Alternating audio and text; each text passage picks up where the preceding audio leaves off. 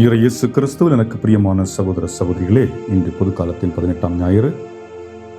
இந்த நாளை சிறப்பித்துக் கொண்டிருக்கின்ற இந்த வேளையிலே உங்கள் அனைவருக்கும் இனிய வாழ்த்துக்களையும் ஆண்டவர் இயேசு கிறிஸ்துடைய ஆசீர்வாதத்தையும் நான் உங்களுக்கு வழங்குகின்றேன். இன்றைய வாசகங்களை நாம் எடுத்து பார்க்கின்ற பொழுது ஒரு கேள்வி எழுகிறது. நான் எதற்காக தாகமாக இருக்கிறேன்? அன்புக்காக தாகமாக இருக்கிறேனா? நான் ஏற்றுக்கொள்ளப்படுவதற்கு தாகமாக இருக்கிறேனா? நட்பு கிடைக்கவில்லை, எனக்கு வேண்டும் என்று தாகத்தோடு இருக்கிறேனா? என்னுடைய வாழ்க்கையிலே அமைதி இல்லை, நிம்மதி இல்லை, அமைதியற்ற நிலையில் அமைதி வேண்டி தாகமாக இருக்கிறேனா? கனவுகளை மனதில் சுமந்தவர்களாக தாகமாக இருக்கிறேனா? இன்னும் பல கனவுகள் ஒவ்வொருவருக்கும் இருக்கும். படிப்பு சம்பந்தமாக, வேலை சம்பந்தமாக, வாழ்க்கை சம்பந்தமாக இன்று பல கனவுகளை சுமந்து கொண்டுதான் நீங்களும் நானும் வாழ்ந்து கொண்டிருக்கிறோம். ஆனால் இந்த உலகமானது பல நேரங்களிலே பல பொய்களையும் கட்டவிழ்த்து விடுகிறது. அதாவது, நீங்கள் செல்வாக்குள்ளவர்களாக இருந்தால் மகிழ்ச்சியாக இருக்கலாம், நீங்கள் அழகாக இருந்தால் உங்களை அனைவரும் அன்பு செய்வார்கள், பணம் இருந்தால் நிறைய மனிதர்கள் உங்களை பின்தொடர்வார்கள், புகழ் வெளிச்சம் கிடைக்கும், உங்கள் வாழ்க்கை முழுமையடையும் என்பது போன்ற பல பொய் பரப்புரைகளை பலர் மேற்கொண்டு வருகின்றார்கள். அவற்றையும் பல நேரங்களிலே நாம் நம்பிவிடுவதுதான் யதார்த்தமான ஒன்றாக இருக்கிறது. உண்மை என்னவென்றால், இந்த நிலைகளில் மகிழ்ச்சி என்பது கிடைப்பதில்லை. சற்று சிந்தித்து பாருங்கள். பல பெரிய வீடுகளை பார்த்திருப்போம். அந்த வீட்டில் 2 நபர்கள் இருப்பார்கள். அவர்களிடத்தில் செல்வம் இருக்கும், தேவையான பொருட்கள் மீறி இருக்கும். அதாவது 1க்கு 2 என்று பல பொருட்கள் இருக்கும்.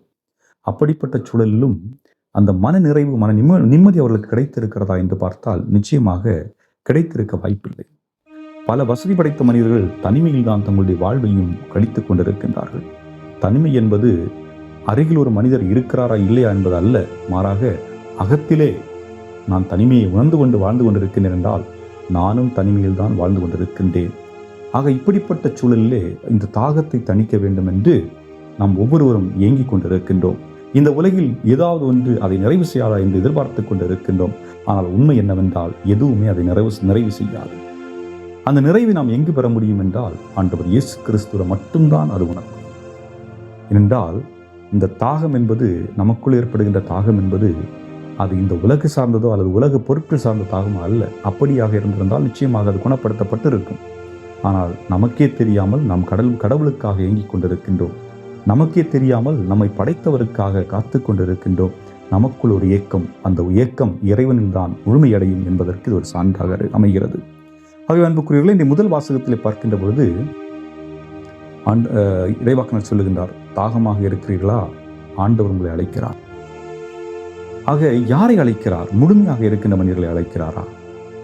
இல்லை, மாறாக மனம் உடைந்து போயிருக்கிறவர்களை, சோர்வாக இருக்கிறவர்களை, குழப்பத்தில் இருக்கிறவர்களை, தனிமையில் இருப்பவர்களை, தவறுகளில் மூழ்கி இருப்பவர்களை ஆண்டவர் அழைக்கிறார்.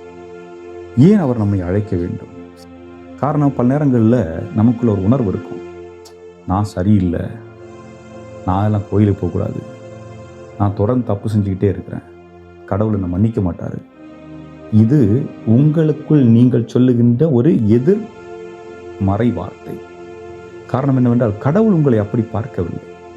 கடவுள் உங்களை எப்பொழுதும் அவருடைய பிள்ளையாக தான் பார்க்கிறார். கடவுள் உங்களை உங்களுடைய பலவீனங்களில் விட்டு கொடுப்பதில்லை. கடவுள் உங்களை எப்பொழுதும் அவரோடு வைத்திருக்கிறார். ஆக அப்படிப்பட்ட சூழலிலே நாம் அந்த கடவுளை அணுகி வர வேண்டும் என்று சொல்லுகிறார். காரணம் என்ன? கடவுளுடைய அன்பு இலவசமானது. அது இப்போ தண்ணி நம்ம உடம்புக்கு தேவைப்படுது, தாகம் எடுக்கும்போது தண்ணி கண்டிப்பாக குடிச்சாகணும். அதுபோல கடவுளுடைய அன்பு இரக்கத்தின் ஊற்று, அது எப்பொழுதும் ஊறிக்கொண்டே இருக்கும், நம்ம கொடுக்கப்பட்டு கொண்டே இருக்கும். ஆனால் நான் என்னுடைய தேவையில் அவரை அணுக வேண்டும் என்பதுதான். ஆனால் நம்ம என்ன பண்ணுவோம்? அவரை அணுகிறதுக்கு பதிலாக வேறு எல்லாத்தையும் பண்ணிட்டு இருப்போம்.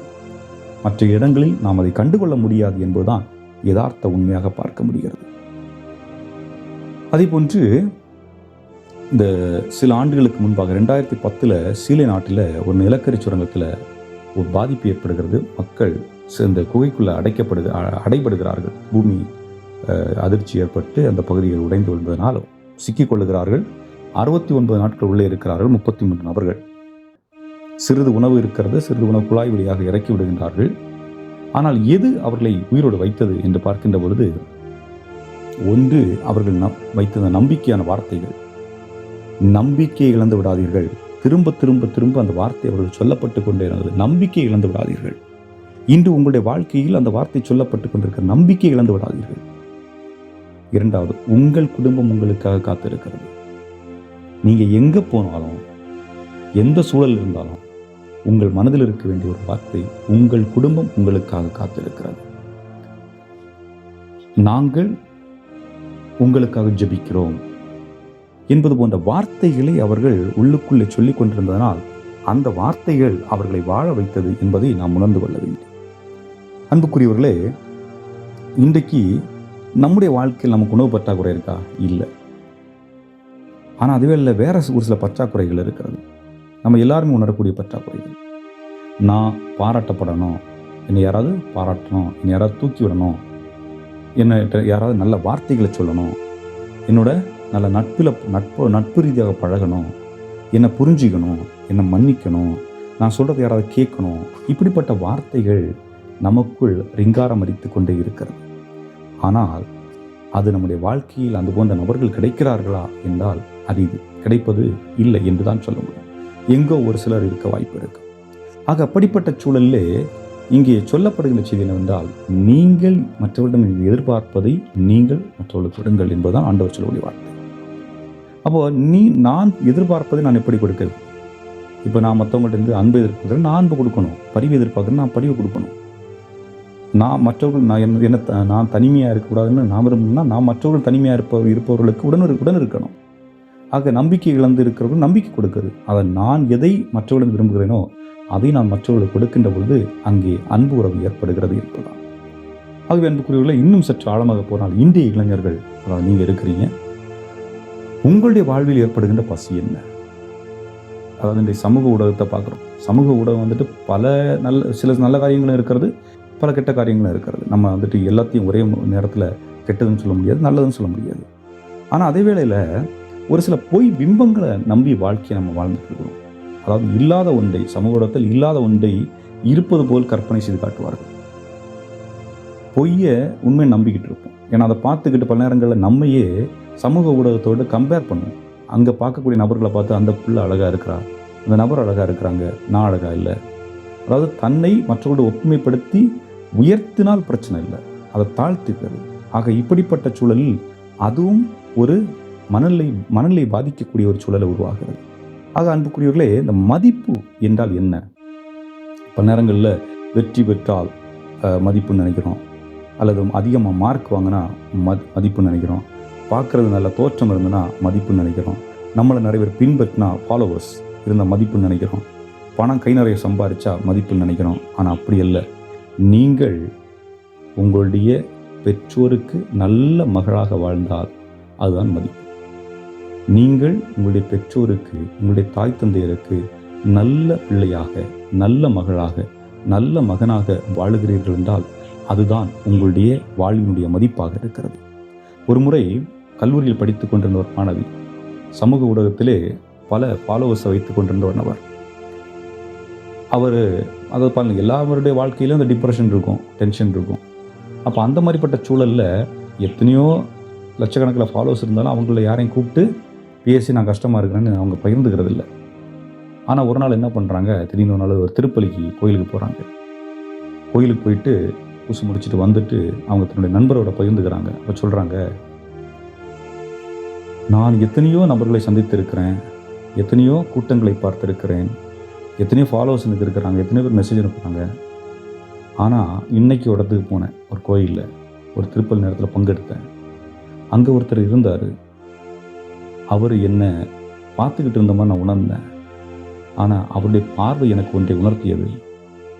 நான் உன்னை முழுமையாக அன்பு செய்கிறேன், நான் உன்னை தீர்ப்பிடவில்லை. ஆக என்னை தீர்ப்பிடாமல் என்னை அன்பு செய்தவர் அந்த ஆண்டவர் இயேசு கிறிஸ்து என்று அந்த பெண்மணி குறிப்பிடுகின்றார். ஆகவே அன்புக்குரியவர்களே, இந்த நாளிலே நாம் எதை மற்றவர்களுக்கு கொடுக்க முடியும்? சிறிய புன்னகையை கொடுங்கள், செவி கொடுங்கள், மன்னியுங்கள், பாராட்டுங்கள். முடிந்த அளவிற்கு மற்றவர்களை தனிமையில் விடாமல் ஒற்றுமையாக சேர்ந்து வாழ்வதற்கு முற்படுங்கள். இவற்றை செய்கின்ற பொழுது ஆண்டவர் இயேசு கிறிஸ்து தன்னிடம் வந்த அந்த மக்களுக்கு வயிறார உணவு கொடுத்து மகிழ்ச்சியாக அனுப்புவது கொண்டு நம்மை சந்திக்க வருகின்ற ஒவ்வொருவரும் நம்மை சந்தித்த பின்பும் சந்திக்கும் பொழுதும் மகிழ்ச்சியை பெற்று மகிழ்ச்சியோடு திரும்பிச் செல்வார்கள் என்பதை உணர்ந்தவர்களாக தொடர்வோம். இறைவன் உங்களை நிறைவாக ஆசீர்வதிப்பாராக. ஆமென்.